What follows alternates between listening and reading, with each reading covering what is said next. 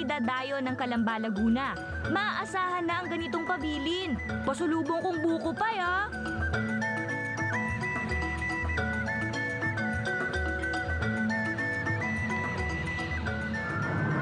Matatagpuan dito sa kahabaan ng National Highway habang papalapit ito sa Calamba Crossing ang hile-hilerang tindahan ng mga pampasalubong. Sari-saring kakanin at delicacies ang tinitinda rito. Iba't ibang uri ng pastillas, kending makapuno at ube, minatamis na mani at sweet samarin. Kasama na rin ang pulburon. Pero alam nyo ba kung ano ang pinaka-paboritong pampasalubong dito? Siyempre, ang espasol at buko pie.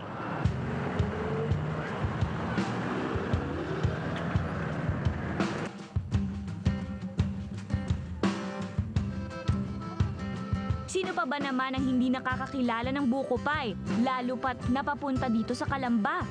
Halos literal nang masasabing binuhay ng buko pie ang marami sa mga nagtitinda dito, gaya na lamang ni Aling Divina. Yung po bang time na nag-start kayo, sikat na talaga ang buko pie sa Laguna? Marami lang rin gumagawa, mga 5, gano'n. Ito pong mga nakikita natin sa paligid, hindi na etong mga to, Ayan, products mga na rin po produkto ito. yan ng ibang mga lugar. Ito namin, pinagsama-sama na namin dito. Para isang one-stop, na lang shop. Speaking of products, ano pong pinakamabenta sa kanilang lahat? Ay, dito kasi buko pa yung Buko pie kilala. talaga. Ayan, buko pa. May espasol din kami. Opo. Espasol din. Bakit pagkakalamba, no? Yan talaga ang hinahanap po buko nila, pie, no? espasol. Opo. Pero nakikilala na rin yung aming ube makapuno at saka kasama cake. Masarap din pineapple namin. Talaga po. Pineapple pie.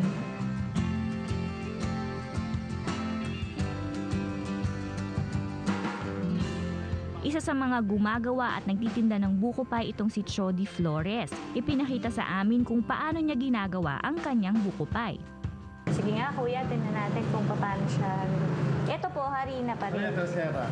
Sa buko pie nga po, 3 klaseng harina. Yung primera, tercera, at saka yung olfo. Ano pong kaibahan ng primera at tercera? Pag sinabing primera, yun ang ginagamit sa ano, dito sa pang-kartula. Kasi yun yung pinakamura eh.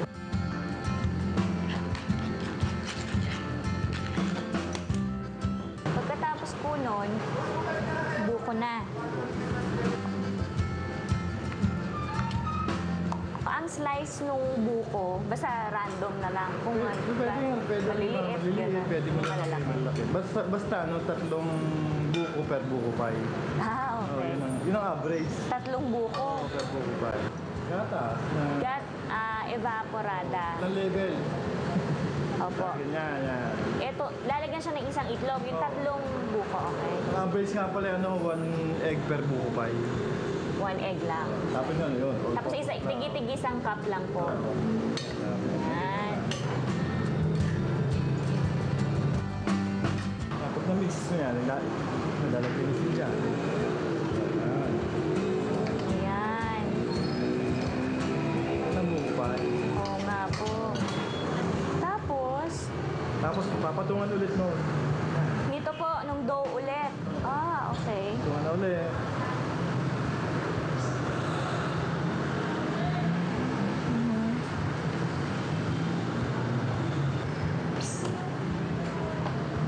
Yan po. Aba, yun na siya. Yun na yung buko pa.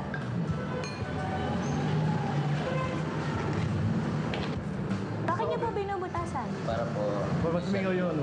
Ah, wag lumobo. Okay. Yan.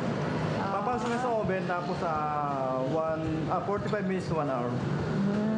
360 Tapos ready to degrees eat na. Oo. 360 degrees Fahrenheit. Pagkatapos niya, pag lumabas siya, papahiran niya ng egg. Pwede ito. Sa brush. Apo. Brush.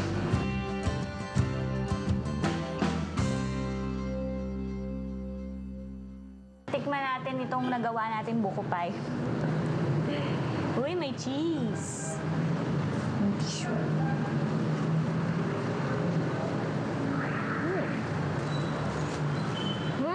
Ang init. Sarap. Sarap. Ano po ang katangian ng isang masarap na buko pie? Yung buko pie namin, parang lechip lang kasi yung ano namin. Hindi katulad doon sa iba na talagang tinitipid. Kami talaga hindi kami nagtitipid ng ingredients niya. Anong tipo ng buko ang ginagamit ninyo? Pati ano pa po yung mga ibang sangkap sa paggawa ng buko pie? Ang sa buko pie talaga, ang ginagamit yung tawag na malakanin, yung pagkita ng pang buko salad at saka yung pang espasol.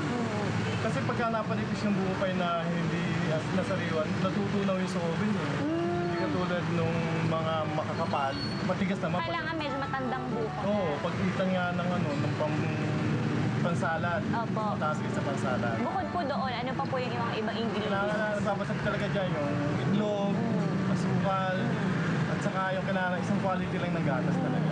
Bukod po sa buko pie, ano pa po yung iba ninyong produkto dito? Marami po, may katulad ng espasol, yung saka yung cassava cake, saka yung mga tarts. Ano mo po yung espasol? Oo, espasol ma'am. Ayun. Yung powder po na yan, ano po yan? Yun yung bigas na sinangag na walang mantika. Pagka nasa ginapit na nagbabrown, ay pagigiling mo. Ano naman po yung mga sangkap nun sa paggawa nun? Buko din yun, na ginigiling naman yung buko niya, tapos ang mix niya ay cornstarch, tapos ay asukal.